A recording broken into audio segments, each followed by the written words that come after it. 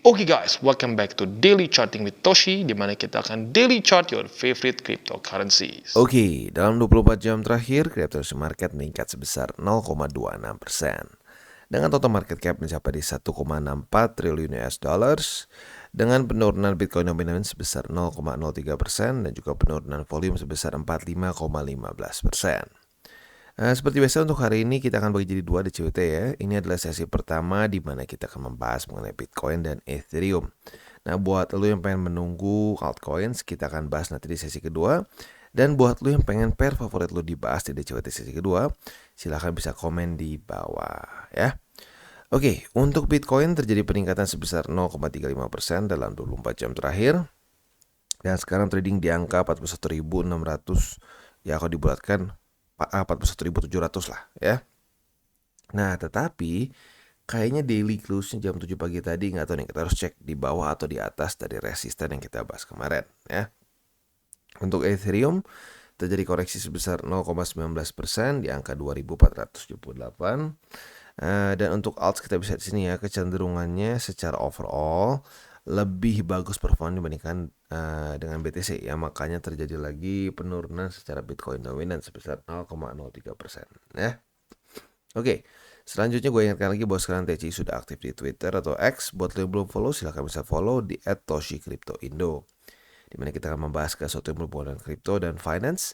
Bentuknya bisa analisa, news, dan juga memes. Economic calendar untuk hari ini ya, kita geser ke GMT+7. Ini hari Minggu, nggak ada apa-apa. Langsung kita loncat aja ke besok. Untuk besok hari Senin tanggal 22 Januari dari US, lagi-lagi belum ada yang terlalu penting juga. Jadi kita bisa lebih fokus ke TA untuk hari ini dan besok ya. Oke, selanjutnya kita akan geser ke news, dan kita tahu bahwa Gemini ini adalah salah satu crypto exchanger yang awalnya ada di US, tetapi dia sekarang sudah dapat izin dari regulator Prancis ya, dimana kita tahu kemarin dia clash dengan SEC. Nah, ini gue sudah bahas dari kemarin-kemarin ya. Semakin US begini, semakin US mempersulit, kemungkinan besar US akan kehilangan berbagai macam project maupun exchanger yang tadinya ada dari US ya. Ya lagi-lagi ya, semakin dia menutup diri terhadap kripto, ya dia sendiri yang rugi, karena menurut gue kripto itu is the future ya. Nah, jadi kurang lebih seperti itu. Selanjutnya kita akan geser ke analisa di Twitter. Ini bukan analisa sih, sebenarnya lebih ke satu mentalitas yang terlalu sering terjadi ya. Jadi waktu dia turun misalkan ya, turun ke 40.000, wah tunggu sampai 35.000. Waktu di angka 37.000, wah tunggu sampai 30.000. 25.000, tunggu 23.000, terus saja ya.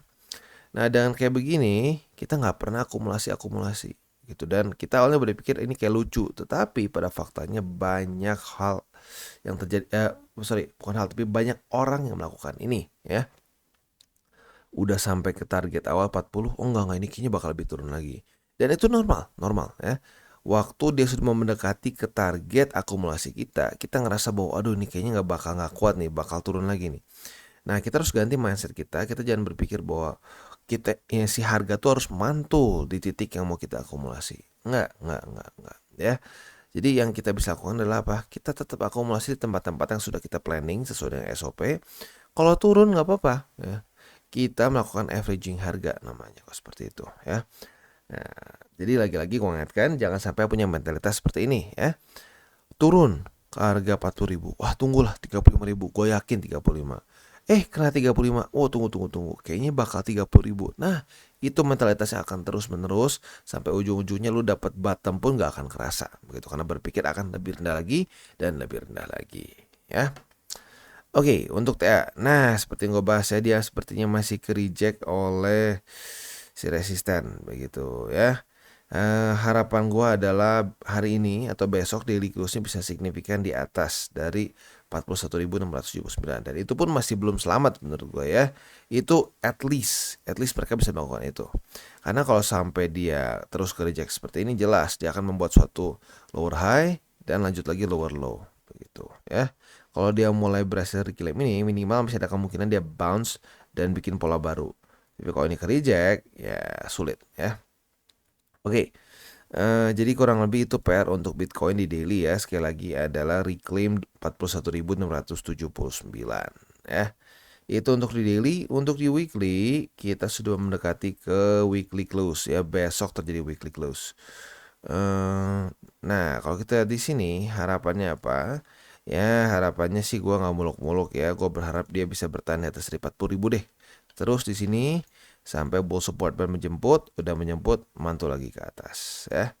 Itu kurang lebih harapan gua untuk Bitcoin di weekly. Karena kalau sampai weekly close-nya tembus di bawah triple support band, gua udah bahas berkali-kali sebelumnya ya, itu PR-nya akan panjang dan ada kemungkinan bisa sampai ke 30.000 gitu ya, 30.000 rendah literally ya, bahkan mungkin retest ke 200.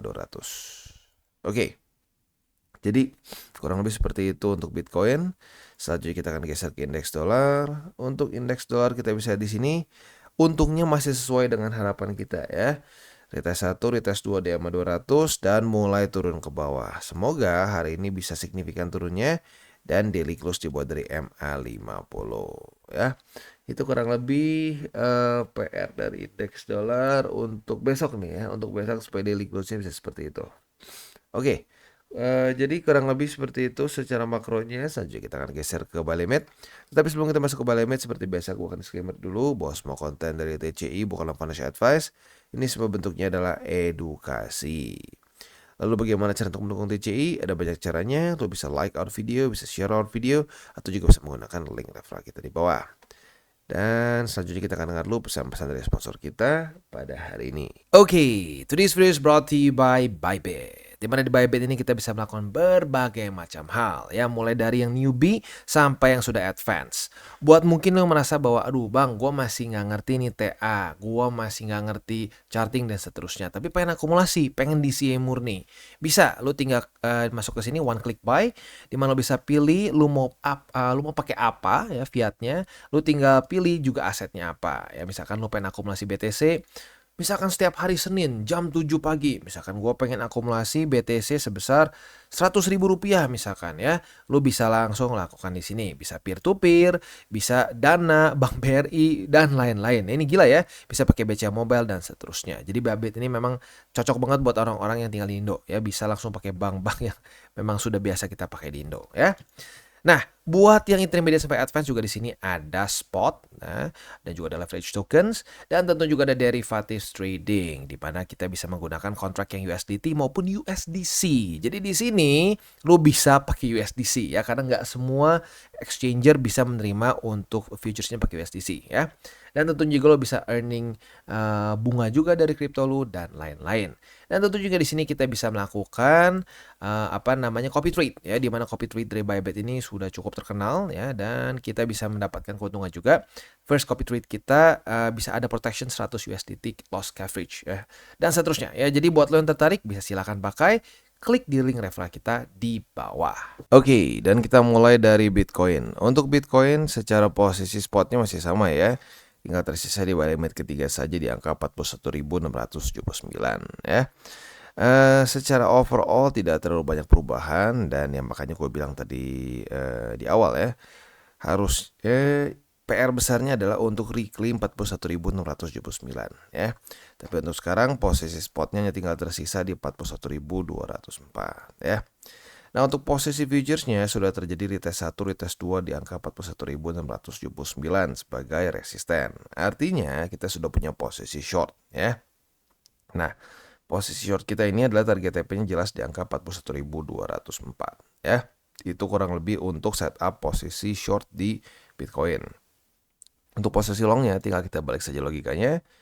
Retest 1, retest 2 di angka 41.204, kita bisa buka posisi long dengan target TP di angka 41.679. Jadi kurang lebih seperti itu setup untuk di Bitcoin.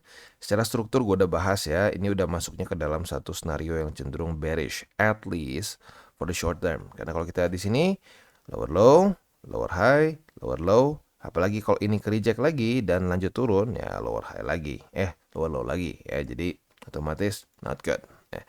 Jadi makanya penting untuk Bitcoin bisa breakout dan reclaim 41.679 kalau dia ingin mencoba untuk mengubah mengubah vibe sekarang, di mana vibe cenderung bearish, dia sekarang bisa mengubah jadi bullish apabila minimal reclaim ya. Kalau dia reclaim ya siap-siap, possibility untuk lanjut sampai ke 40.000 cukup besar.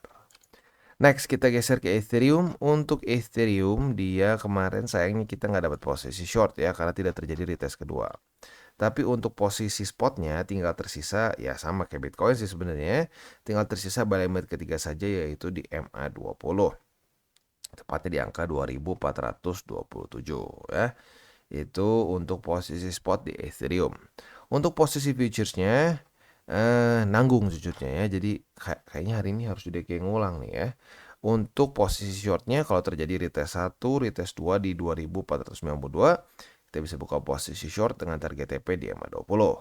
Nah, apabila kita bisa buka posisi long itu apabila dia terjadi retest 1, retest 2 di MA20 sebagai support ya, dengan target TP di 2492. Itu kurang lebih setup untuk di Ethereum. Sekali lagi gue ulangi ya, ini karena kemarin tidak terjadi retest kedua, maka otomatis harus ngulang semuanya ya. Jadi itu kurang lebih untuk Ethereum. Secara struktur ketarik Bitcoin, gue udah bilang ya. Jadi kemarin sih dia lebih oke daripada Bitcoin, tetapi karena Bitcoinnya turun lagi dan turun lagi, akhirnya ya mau gak mau altcoins akan cenderung mengikuti. Bisa melawan tapi kecenderungannya mengikuti karena dia confluence Bitcoin dengan altcoins itu masih sangat besar ya. Nah, untuk struktur juga sama ya, lower low, lower high, lower low. Tapi nggak separah Bitcoin secara mungkin persentasenya ya, overallnya. Tapi ya sama-sama cenderung jadi bearish gitu ya. Jadi kurang lebih seperti itu untuk DCWT kita pada hari ini. Seperti biasa gue ingetin ya, buat elu yang kebiasaan nih ya, jangan pakai uang panas. Itu udah kayak itu udah aturan yang kayak nggak bisa di break ya. Bahkan dengan SOP yang benar, kalau kita udah pakai uang panas tuh ujung-ujungnya pasti kebawa pakai emosi.